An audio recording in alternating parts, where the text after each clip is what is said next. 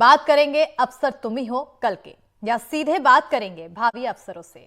और बनता भी है क्योंकि एमपीपीएससी 2021 फाइनल चयन लिस्ट सामने आ चुकी है, जिसमें 87% अभ्यर्थियों का परिणाम जारी हो गया है। फाइनल नतीजों में टॉप 10 में से 7 लड़कियां हैं, तो वहीं 24 डिप्टी कलेक्टर्स की लिस्ट में 12 बेटियों ने जगह बनाई है। इस नतीजे के साथ प्रदेश को 24 डिप्टी कलेक्टर, 13 डीएसपी, जिला पंजीयक, सहायक संचालक, वाणिज्यिक कर अधिकारी, श्रम अधिकारी, मुख्य नगर पालिका अधिकारी, अतिरिक्त सहायक विकास आयुक्त, नायब तहसीलदार, सहायक श्रम अधिकारी, वाणिज्यिक कर निरीक्षक सहित पदों पर 243 नए अधिकारी मिल गए हैं। ऐसे में जानेंगे कि इस खास कार्यक्रम में आखिर सफलता पर पहुंचने के बाद कैसा महसूस होता है। और एमपीपीएससी टॉपर से जानिए उसकी सफलता और इसका राज क्या है सफलता के। एमपीपीएससी के 3 टॉपर्स एनडीटीवी पर हमारे साथ जुड़ेंगे, एक्सक्लूसिव उनसे बातचीत होगी, कैसे उन्हें ये बड़ी कामयाबी मिली है, क्या है सफलता सूत्र, ये सभी चीजें जानेंगे। लेकिन अब यहाँ पर खास बात ये होती है कि एमपीपीएससी 2021 के जो नतीजे जारी हुए हैं उसमें 246 सफल अभ्यर्थियों की लिस्ट जारी हुई है। और देखिए, अब क्योंकि खास पल है और ये बड़ी सफलता यहाँ पर हासिल हुई है, और ऐसे में उन टॉपर से हमें यहाँ पर बात करना भी बनता है। तो हमारे साथ अंकिता पाटकर, जो कि फर्स्ट टॉपर है एमपीपीएससी की, वो जुड़ चुकी हैं, और साथ ही साथ रोहित उपाध्याय, जो कि सेकंड टॉपर है एमपीपीएससी के, वो भी जुड़ चुके हैं। आप दोनों का बहुत बहुत स्वागत है, और सबसे पहले आप दोनों को बहुत बहुत बधाई। अंकिता, कैसा महसूस हो रहा है फिलहाल? मैम बहुत खुशी हो रही है, बहुत अपने आप में प्राउड मोमेंट भी लग रहा है मुझे। और रैंक 1 मैंने एक्सपेक्ट नहीं किया था। मैंने एक पोस्ट एक्सपेक्ट जरूर की थी कि हाँ मेरा सिलेक्शन हो जाएगा। हम्म। पर सर मैम ये बहुत मतलब बिग अचीवमेंट है मेरे लिए कि बिल्कुल मैंने रैंक 1 लाया, तो बहुत खुशी हो रही है। बिल्कुल, काफी खुशी का मौका है भी। परिवार वालों में आखिर कितना उत्साह दिखाई दे रहा है? परिवार में सर मैम सभी खुश हैं। पूरे रायसेन जिले में जो है, रायसेन का एक एक मेंबर आज खुश है कि वहां से उनके यहाँ से एक रायसेन की बेटी ने टॉप किया है। हम्म। और दूसरा भी मतलब सुबह से घर में यही माहौल रहा है कि ढोल बज रहे हैं। बिल्कुल, ढोल नगाड़े बज रहे हैं। रोहित, अगर आपकी ओर रुख करें, लड्डू पेड़ा मिठाई घर पहुंच चुके हैं, परिवार वालों के कॉल लगातार आने का सिलसिला बरकरार। रोहित, आप अनम्यूट करेंगे, उसके बाद आवाज आएगी। कॉल्स आ रहे हैं, सबके सब खुश हैं। हम्म। जी थैंक यू जी मैम। जी और बिल्कुल, कॉल आ रहे हैं और सब काफी खुश दिखाई दे रहे हैं। आखिर कैसा आसपास वालों को देखकर आपको महसूस हो रहा है, क्योंकि इस जो उपलब्धि आपने हासिल की है, सेकंड रैंक हासिल करना एक बड़ी बात है।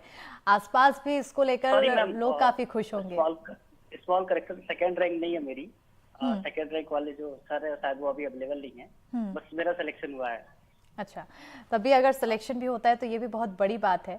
और ये एक जो पल होता है वो कोई भी जो जी रहा होता है वही महसूस कर पाता है। तो कैसा फिलहाल? हाँ मैम, वो काफी टाइम से मेहनत कर रहे थे और जिससे नहीं था तो खुशी तो है। मतलब पहले तो बात एक्सपेक्ट नहीं कर रहे थे कि सिलेक्शन हो जाएगा, पर अब हो गया है तो मतलब काफी रिलीविंग टाइप का लग रहा है। मतलब काफी, मैंने 2017 से ही प्रिपरेशन चालू की थी, तो उस हिसाब से फिर अब रिजल्ट मिला है तो अच्छा लग रहा है। बिल्कुल। अच्छा, क्योंकि अब ये जब रिजल्ट आता है इससे पहले एक लंबा सफर होता है। अंकिता, पहला मुकाम जो आपने हासिल किया है और वो जो लंबा सफर आपने बिताया है, आखिर क्या कुछ उतार चढ़ाव आए? मैम मैंने 2019 से अपनी तैयारी शुरू की थी कि 2019 में अपना प्रथम प्रयास दूंगी। हम्म। और उसी में मेरा लक्ष्य था कि मैं उस सिलेक्शन पाऊं। मैंने प्रीलिम्स दिया, मेंस में भी बहुत मेहनत की। हम्म। पर बाद में जब वो 13% वाला केस हुआ तो उसमें मेरा 1 नंबर से प्रोविजनल लिस्ट में चला गया। हम्म। तो मैं हम्म। इंटरव्यू तक तो पहुंची, पर मेरा रिजल्ट आज भी पेंडिंग है। हम्म। फिर मैम 20 में मैंने फिर से तैयारी की, अच्छे से अटेम्प्ट देने की कोशिश की। पर मैम उस दिन लक में ऐसा रहा कि मेरे 4 गोले ऊपर नीचे भर गए थे, तो मेरा 1 मार्क्स से कट ऑफ रह गया था। हम्म। तो फिर मुझे बहुत निराशा हुई, परंतु मैम मैंने फिर से अपने आप को उठाया और खुद को मोटिवेट किया कि नहीं, मतलब उसमें वो एक नॉर्मल गलती थी और सिलेक्शन तो मेरा हो सकता है, क्योंकि यदि बिल्कुल। वो गोले ऊपर नीचे नहीं होते तो मेरा इजीली कट ऑफ निकल जाता है। तो इससे मैंने अपने आप को मोटिवेट किया और 21 का प्रीलिम्स मैंने पूरी स्ट्रेटेजी के साथ दिया। एक एक क्वेश्चन को 4 बार क्रॉस चेक किया कि सही भर रही हूँ या नहीं, क्वेश्चन नंबर जो है वह सही है या नहीं। तो बहुत स्ट्रेटेजिक मैंने प्रयास किया। और उसके बाद मतलब मैं भी तो बयां ही नहीं कर पा रही हूँ कि क्या क्या रहा मेरा। बिल्कुल। पर मतलब बहुत लंबी जर्नी है और उसके लिए मतलब हमेशा एक आपको डायरेक्शन होना चाहिए। आप सोशल मीडिया का, यूट्यूब का पूरी तरीके से यूज कर सकते हो। तो एक विजन होना चाहिए कि हमको पढ़ना क्या है और हम उसमें कितना अचीव कर रहे हैं। यदि हम डेली अचीवमेंट पे फोकस करेंगे तो फिर लास्ट अचीवमेंट में मतलब बहुत ज्यादा डिफरेंस नहीं रह जाता है। तो बिल्कुल। वही अंकिता, क्योंकि आपने निराशा की बात भी कही, कितना मुश्किल होता है वो जब एक पॉइंट अगर ऐसा कुछ आता है तो उससे निराशा हासिल होती है, और उससे फिर ओवरकम करना कितनी बड़ी यहाँ पर चुनौती। मैम उस समय मतलब मुझे लग रहा था कि काश वो गलती ना करती, एक बार क्रॉस चेक कर लेती तो मेरे से वो गलती नहीं होती। तो मैं जब 19 और 20 का रिजल्ट आया उस समय काफी बुरा लगता था कि सब पूछते थे क्या हुआ आपका।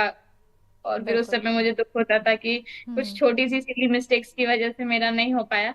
पर मैम क्या करें, कहती थी ऑप्शन नहीं है और असफलता ही सफलता की पहली सीढ़ी है, मैं ऐसा मानती हूँ। बिल्कुल। तो मैंने अपने आप को स्टेबल किया और मैंने कहा अभी आगे और अटेम्प्ट है मेरे पास, ऐसा नहीं है कि फर्स्ट अटेम्प्ट में ही सब कुछ हो। और मैंने 19-20 के बाद फिर 21 का अटेम्प्ट पूरी जोश और तैयारी के साथ ही दिया। तो मैम बिल्कुल। उसका रिजल्ट आपके और सामने है। उसका रिजल्ट सभी के सामने है। रोहित, आखिर आपका कितना लंबा सफर रहा, कितने घंटे की पढ़ाई, कितनी मेहनत।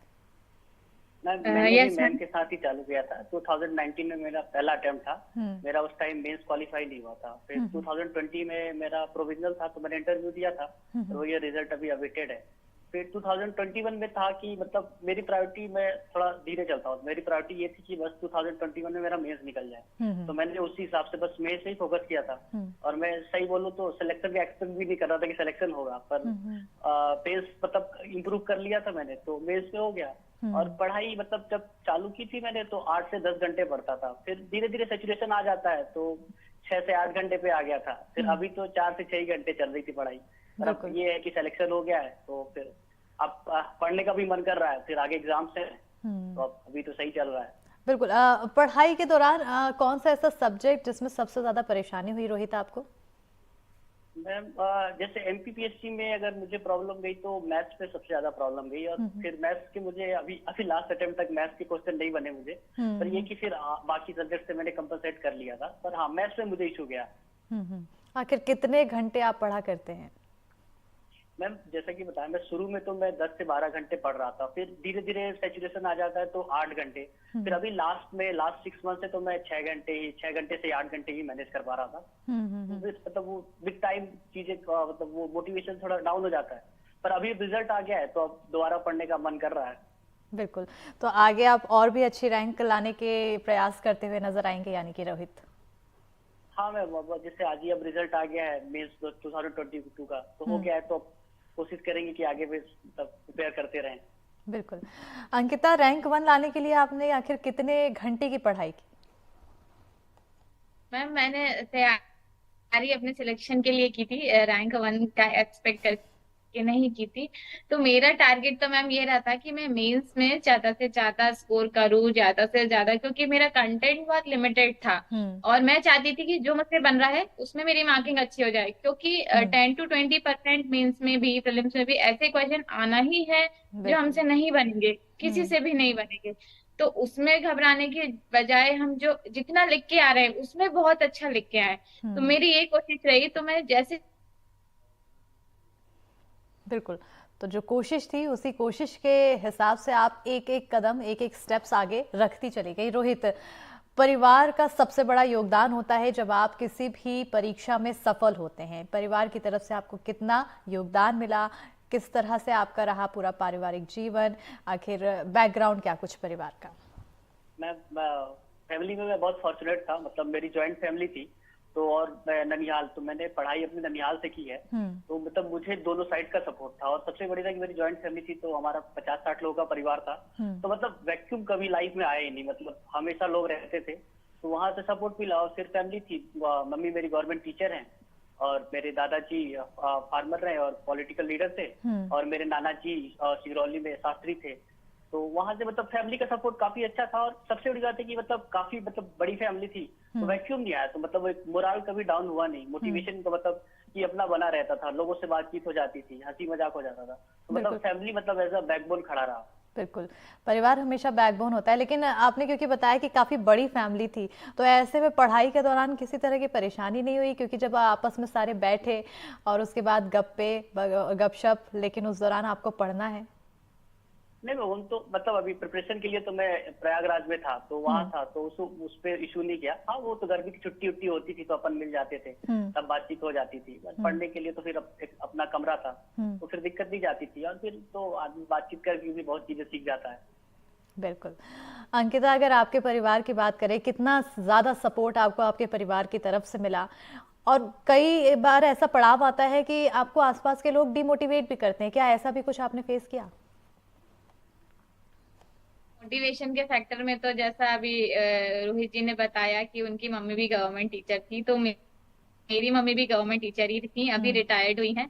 तो उन्होंने बचपन से ही जो मेरा बेसिक एजुकेशन पे बहुत ध्यान दिया। पापा जी भी मेरे जो है मध्य प्रदेश राज्य परिवहन निगम में रिटायर्ड हैं। तो मैं वहां से एक मतलब मेरे परिवार में चाचा भी मिलिट्री में है और अदर भी जॉब में है, तो वहां से रहा कि हाँ, आपको अपने पैरों पे खड़े होना है। और हम मम्मी पापा की बेटियां हैं और एक भाई है, तो हम 6 बच्चे हैं। तो कोशिश हमारी मम्मी की यही रही है कि सब अपने पैरों पे खड़े हो जाएं। तो आज मम्मी की बिल्कुल। तो जो सपना था उसी के हिसाब से यहाँ पर रिजल्ट आया है।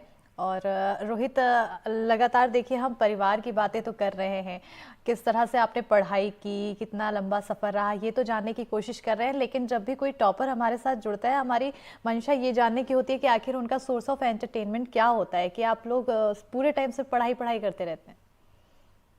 मैं तो मतलब बातें बहुत करता हूँ, और मेरे दोस्त भी बहुत है, तो मैं तो शाम टाइम निकल जाता था अपना, तो बातें बहुत करता था। शुरू में तो सोशल मीडिया यूज नहीं करता था, पर अभी लास्ट 1 ईयर से तो सोशल मीडिया से भी मतलब काम हो जा रहा है अपना मनोरंजन का। यही है मतलब, पर मैं, हाँ, मेरे दोस्त बहुत थे और मैं बातें बहुत करता हूँ लोगों से, तो मेरा वहीं से काम चल जाता था। और बातों के अलावा क्योंकि सोशल मीडिया तो आपने पहले ही कह दिया कि आप उससे थोड़ा दूरी बना के रखते हैं, ऐसे में स्पोर्ट्स में आखिर आपकी क्या कुछ रुचि है? क्या, मैं सॉरी, मैं सुन नहीं पाया। क्या खेलकूद में आप कुछ रुचि रखते हैं, स्पोर्ट्स में, या फिर किसी ऐसे खास? मैम, एक क्रिकेट में फॉलो करता हूँ, और मैं इंटरव्यूज और स्पीचेस सुनना काफी पसंद करता हूँ। और इसके अलावा क्या बॉलीवुड वगैरह में भी इंटरेस्ट? नहीं, मैं मूवीज में कम प्रेफर करता हूँ, उसके जगह पे मैं वही जो इंटरव्यूज और स्पीचेस सुनता हूँ। मूवीज तो मैंने 2019 से नहीं देखी है, 18 से। बिल्कुल। अगर कोई व्यक्ति प्रिपरेशन कर रहा हो, तो उसके लिए आपका क्या संदेश होगा कि आखिर वो किस स्ट्रैटेजी के तहत पढ़ाई करे, क्योंकि ये सबसे इम्पोर्टेंट होता है जो प्रिपरेशन कर रहे थे उनके लिए जानना।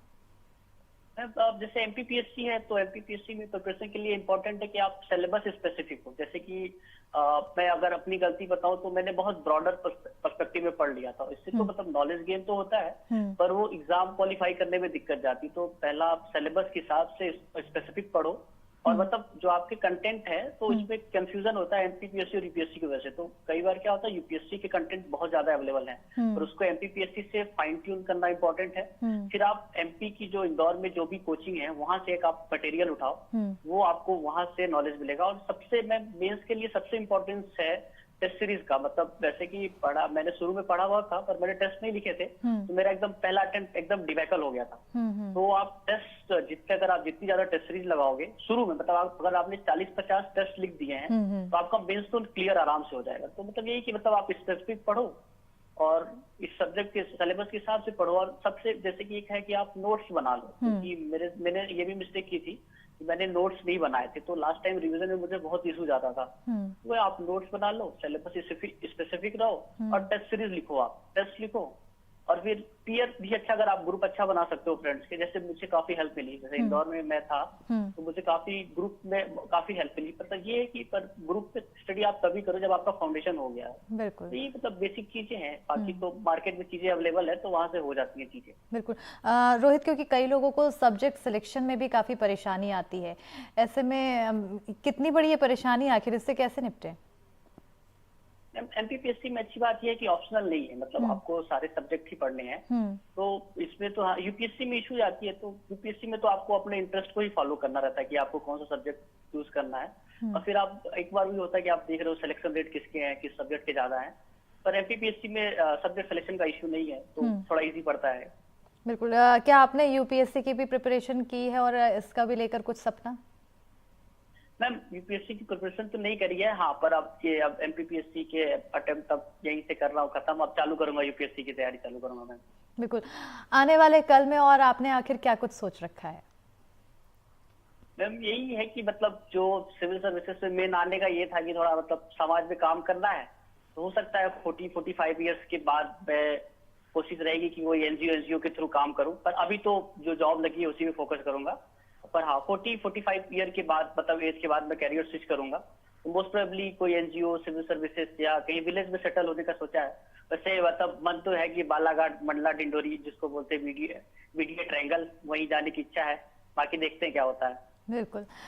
अंकिता, अब क्योंकि फर्स्ट टॉपर आने के बाद एक जो खुशी होती है वो एक अलग ही खुशी होती है।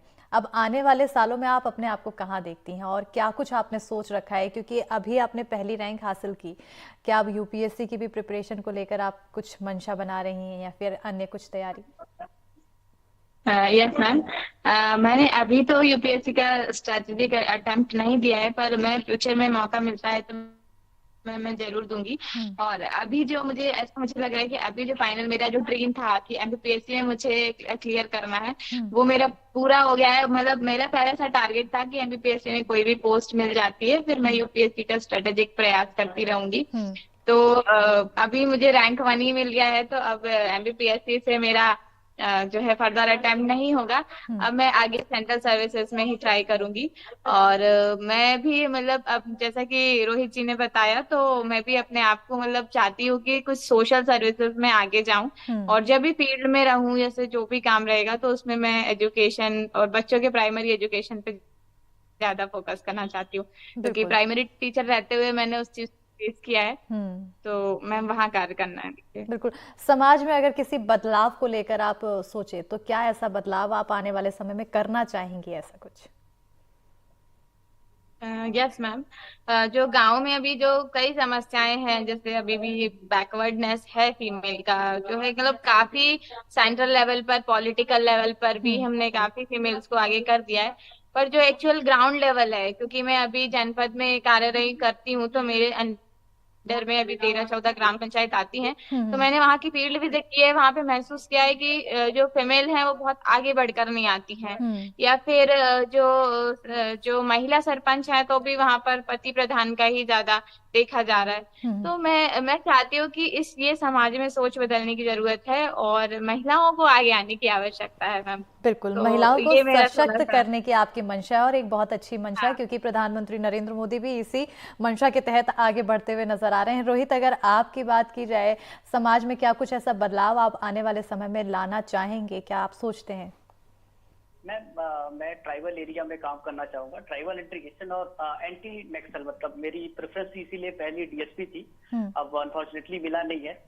तो मेरा यही है कि मैं नक्सल एरिया में काम करना चाहता हूँ, ट्राइबल इंटीग्रेशन पे। और मेरे गांव में भी है ट्राइब्स, तो मैंने देखा है मतलब इतने मतलब ऐसे लोग मिलते नहीं है कभी।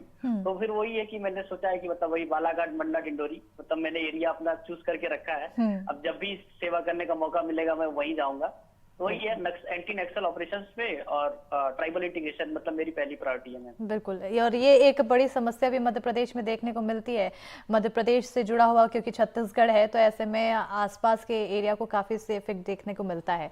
अंकिता, आपका सोर्स ऑफ एंटरटेनमेंट आखिर क्या है? क्योंकि रोहित से हमने जाना, उन्होंने बोला उन्हें बात करना बहुत पसंद है, आपके ऐसा सोर्स ऑफ एंटरटेनमेंट पढ़ाई के दौरान, प्रिपरेशन के दौरान? मैम मेरी फ्रेंड्स रहे हैं हमेशा से, नवोदय में भी काफी फ्रेंड्स रहे हैं और अभी भी रहे हैं, जो ग्रेजुएशन के समय रहे हैं, तो मैंने उनसे हमेशा 1-to-1 बातें की, हमेशा वो लोग मुझे मोटिवेट करते रहे, सपोर्ट करते रहे। और मैं सेल्फ डाउट भी करती थी, तो उनने ही मुझे मोटिवेट किया है कि नहीं, मतलब ऐसा सोचना ही नहीं है, आपका होगा। अभी भी मैं जनपद में काम कर रही हूँ, तो वहां भी मेरे जो कलीग्स हैं वो भी हमेशा यही कहते थे कि अभी आपका होगा। तो उन्होंने मुझे हमेशा विश्वास दिलाया, तो वो एक मेरा मोटिवेशन भी रहा। और सोर्स ऑफ एंटरटेनमेंट में मैं दूसरी चीजें ऐसा है कि मैं ऐसा नहीं है बिल्कुल सोशल मीडिया से दूर रही। जैसे डिनर के टाइम या अदर चीजों में थोड़ा बहुत मैं देख लेती थी। और वैसे तो मेरा टारगेट यही रहता था कि जो मेरा डेली का शेड्यूल है या जो मैं टारगेट कर रही हूँ कि मुझे इतनी यूनिट इतने समय में करनी है, तो मैं पहले उनको फोकस करती थी। फिर यदि समय बचता था तो मैं कुछ देख लेती थी, कुछ वेब सीरीज वगैरह मैंने देखी है बीच बीच में, तो उनको देख लेती थी। तो वो मेरा एक सोर्स ऑफ एंटरटेनमेंट रहा। बिल्कुल। अंकिता, हर एक इंसान, हर एक बच्चा जब छोटा होता है उसी दौरान सोचता है कि हम बड़े होके ये बनेंगे, डॉक्टर बनेंगे, टीचर बनेंगे। आपने आखिर एमपीपीएससी क्लियर करने के लिए कब देखा ये सपना? मैम ग्रेजुएशन के बाद ही मैंने फोकस किया था, क्योंकि 2018 तक तो मुझे बहुत ज्यादा नॉलेज भी नहीं था एमपीपीएससी के बारे में। पर जब मेरा एक बार कलेक्टर महोदय से भी मिलना हुआ था रायसेन में, जो पुराने थे, तो उनसे जब मिलना हुआ था तो तब ऐसा लगा था कि इस चीज में तैयारी करते कैसे हैं। तो फिर वहां पर मतलब मैंने तब देखा। और लकीली उस समय मध्य प्रदेश की जो एक योजना आई थी कि ओबीसी के बच्चों को फ्री में सिविल सेवा की तैयारी करवा रहे थे। गाइडेंस प्रोग्राम था उनका 6 मंथ का। तो फिर मुझे वहां पे मतलब समझ में आया, तो मैंने एनरोल करवाया अपने आप को और फ्री ऑफ कॉस्ट तैयारी वहां पे मेरी हुई। तो वहां से जो उनने गाइडेंस दिया तो उससे मेरे को सिलेबस समझ में आया, एग्जाम की नीड समझ में आई। और फिर लॉकडाउन हो गया था, तो फिर मैंने घर पे ही पूरा सिलेबस को लेके, प्रीवियस ईयर क्वेश्चंस को लेके अपनी खुद की स्ट्रेटेजी बनाई। कुछ जो प्रीवियस ईयर टॉपर्स रहे हैं उनकी मेंस की कॉपी को बहुत एनालिसिस किया कि उन्होंने क्या अच्छा लिखा है जो उन्होंने टॉप किया है। और मतलब आप बिलीव नहीं मानेंगी मैम, बिल्कुल मैंने टॉपर की सबकी, प्रिया यादव मैम की, हर्षिल चौधरी सर की, सबकी कॉपी को बहुत अच्छे से एनालिसिस किया है। मतलब प्रिंट तक निकाल लिए थे कि इनने क्या लिखा है और मेरा, मैं इनसे भी अच्छा कैसे लिख सकती हूँ। तो मैं हमेशा ये सोचती थी कि इनसे भी अच्छा लिखना है मुझे, तो फिर वही मेरा टारगेट रहता था। बिल्कुल। रोहित, जैसे कि अंकिता ने बताया कि वो अपने दोस्तों की और कई ऐसे टॉपर्स हैं उनकी कॉपीज देखा करती थी, तो कई बार ऐसा होता है कि जो लोग प्रिपरेशन कर रहे होते हैं वो किसी अन्य का नोट्स फॉलो करते हैं, तो आखिर इसमें कितनी कठिनाई आती है और कितना ज़्यादा इससे आसान, इजी माना जाता है अगर किसी और का नोट्स हम कॉपी करते हैं या फिर उसको फॉलो करते हैं? मैम नोट्स तो एक्चुअली मैं जो जैसे कई बिल्कुल। रोहित, सिलेबस भी चेंज हुआ था तो टॉपर्स के नोट्स उतने अवेलेबल हो नहीं पाए थे। इस बार मैंने कॉपीज रेफर की थी टॉपर्स की। एक मनीष धनखड़ है, उनका सिलेक्शन हुआ था हिंदी मीडियम में से, पर कॉपी उनकी मुझे काफी अच्छी लगी थी, तो उनका देखा। पर मतलब जनरली प्रोसेस ऑर्गेनिक होता है, तो धीरे धीरे अपनी ही चीजें डेवलप करनी पड़ती हैं। आप रेफरेंस ले सकते हो कि क्या कैसे करना है। बाकी मेरा एक दोस्त है विवेक अग्रवाल, उसके नोट्स थे, उसके नोट्स मुझे काफी अच्छे लगते थे, तो मैं उसी के नोट्स प्रेफर करता हूँ। और दूसरा एक आदर्श है, तो उनके 2020 में उनके इंटरव्यू थे मेन लिस्ट से, तो उनके नोट्स मैंने बहुत प्रेफर किए हैं, तो वो मुझे सही लगे थे। बाकी ज्यादा मुझे एक्सेस मिला नहीं था नोट्स का, मैंने सर्च भी नहीं किया था। पर ये मेरे दोस्त थे, तो उनके नोट्स मतलब काफी हेल्पफुल हुआ मुझे। बिल्कुल। तो ये हेल्पफुल साबित होते हैं, कंफ्यूजन नहीं क्रिएट होता है यानी कि रोहित? हाँ मैम, मतलब हाँ ये तो है, मतलब अब साथ के हैं तो फिर वो मेहनत करी थी उन्होंने, तो मैंने वहीं से देख लिया, तो मुझे नोट्स भी नहीं बनाने पड़े इसीलिए। बिल्कुल। रोहित, अच्छा, अब सवाल, क्योंकि अब कार्यक्रम का आखिरी पड़ाव आ रहा है, तो ऐसे में अब ये भी जानना चाहेंगे कि आखिर दोस्ती कितना महत्वपूर्ण हो जाती है जब आप किसी अच्छे परिश्रम में आप अच्छा परिणाम हासिल करते हैं उसके लिए? मैम मेरी तो शुरू से लाइफ ही दोस्ती पे ही टिकी है। मतलब मैं जो भी है, मतलब शुरू में मेरा दोस्त था प्रभाकर, तो वो मतलब ये है कि हाँ, मतलब जो मेरा दोस्त है वो काफी अच्छा रोल रहा है उनका। तो दोस्ती मैटर करती, क्योंकि आप बाहर निकलते हो तो फैमिली से कनेक्ट उतना रह नहीं पाता है, तो इम्पोर्टेंट होता है कि आपके अच्छे दोस्त मिले। और अब अच्छे दोस्त, अगर आप सही हो तो आपको अच्छे दोस्त मिल जाएंगे। तो मतलब मेरे सिलेक्शन का तो 60 to 70% जो रीजन है वो मेरे दोस्त ही है। मतलब जो लास्ट टच मेरा मिला वो इंदौर में मिला, वही आदर्श और विवेक ने किया था। और उससे पहले जो मेरी फाउंडेशन थी वो प्रभाकर ने बनाई थी। तो फ्रेंड्स मतलब बहुत इंपॉर्टेंट है। और वो फिर क्या होता है, अभी जैसे रिजल्ट थोड़े स्लो आ रहे थे, तो मोटिवेशन उन्हीं से आता है, उन्हीं को देख के आता है। तो बिना फ्रेंड्स, मतलब फैमिली तो बैकबोन नहीं, जैसा आपने शुरू में बताया, तो फ्रेंड्स बहुत इंपॉर्टेंट है, और कम हो पर अच्छे हो। कम हो लेकिन अच्छे हों और उनके नोट्स भी अच्छे हों तो वो और भी ज़्यादा अच्छे साबित हो जाते हैं। बिल्कुल। अंकिता, आपके लिए दोस्ती कितनी महत्वपूर्ण? मैम वाकई दोस्ती बहुत मोटिवेशन प्रोवाइड करती है। मेरी शुरू से नवोदय की काफी फ्रेंड्स रही हैं, जिसमें रुचिता थी, उसमें बहुत मुझे हमेशा हेल्प किया। नोट्स के लिए, कंटेंट के लिए वो प्रोवाइड करती थी मुझे काफी कुछ। और फिर अभी 10th रैंक पे आई हैं ज्योति राजौरे जी।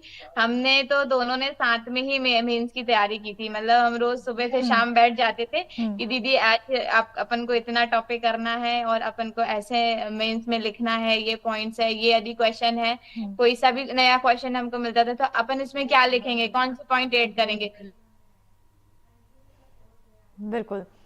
तो इस पड़ाव पर कहीं ना कहीं दोस्ती बहुत ही ज़्यादा महत्वपूर्ण हो जाती है, क्योंकि परिवार की तरफ से एक यहाँ पर जो मोटिवेशन मिलता है, तो वहीं दूसरा मोटिवेशन एक दोस्त है जो वो कहीं ना कहीं असल मोटिवेशन दे पाता है।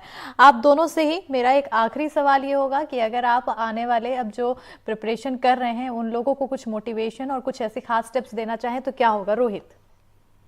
मैम अगर मतलब पहली बात तो सिविल सर्विसेज में मतलब मैं अब अप्रिशिएट नहीं करता हूँ कि सबको आना चाहिए। अगर जेन्युइन रीजन है तो आप आओ, और मोटिवेशन चाहिए। और मतलब जैसे कि कहा है कि अगर आपको सेवा करनी है तो कई क्षेत्र है, मुझे शुरू में पता नहीं चला, नहीं तो मैं भी दूसरे ही अपनाता। तो मतलब ये आपका रीजन जेन्युइन होना चाहिए। बिल्कुल। बहुत बहुत शुक्रिया अंकिता, रोहित, हमारे साथ जुड़ने के लिए। और एक बार फिर से आप दोनों को ही बहुत बहुत बधाई इस परिणाम को हासिल करने के लिए। और आज का इसी के साथ हमारा ये खास कार्यक्रम अफसर तुम ही हो कल के, और उन्हीं से बातचीत करके एक सफल कार्यक्रम और इसी के साथ इस कार्यक्रम में इतना ही। तमाम खबरों के लिए देखते रहिए एनडीटीवी मध्य प्रदेश छत्तीसगढ़।